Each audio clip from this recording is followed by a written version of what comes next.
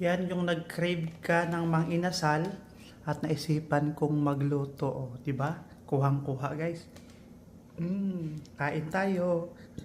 Kain. Hello vlog for this video. Yan, dahil nag-crave ako ng mang-inasal sa Pilipinas, nag-try akong gumawa. See? Yan, tara kain tayo. Yan, kain tayo guys. Samahan niyo ako sa pagkain. Diba? Kain tayo.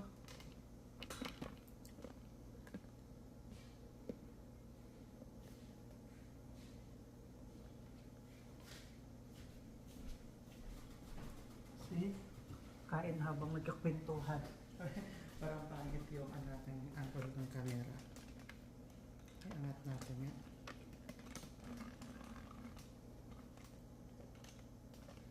Ayan. Alright.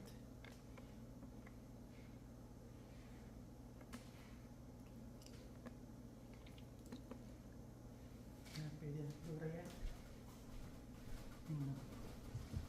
Pwede na. Perfect! Nakain tayo.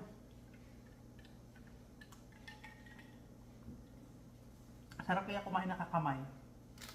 Diba? Pag kumain tayo sa mga inasal, nakakamay rin tayo eh. Saka ako lang naman dito mag-isa, no? Diba? Kain tayo, kain. Meron na akong nagawang chicken oil. May sausawan na rin tayong toyo, kalamansi, at saka tawag ito, sili, di ba? Namiss ko kasi yung mga inasal, paborito ko yun eh. After duty dati sa airport na nagtatrabaho ako sa Jollibee, pagka sahura na nga, kasama yung mga akro, yan, maghihiyaan kami yan kakain sa mga inasal. Galing pa yan ng GY. Shout out sa mga inasal Baclaran.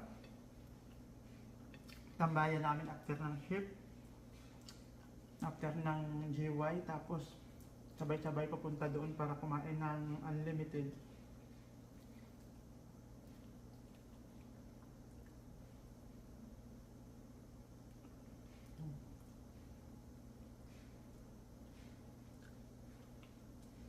Sarap guys, nakakamiss. Lahat mo no, last ko pangkain noong 2023. Nag-last ko mag-inasal bago ko pumunta dito.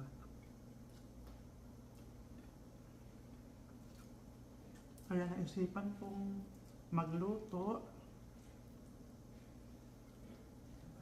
Maganda talaga pag may ano dito eh, lutuan.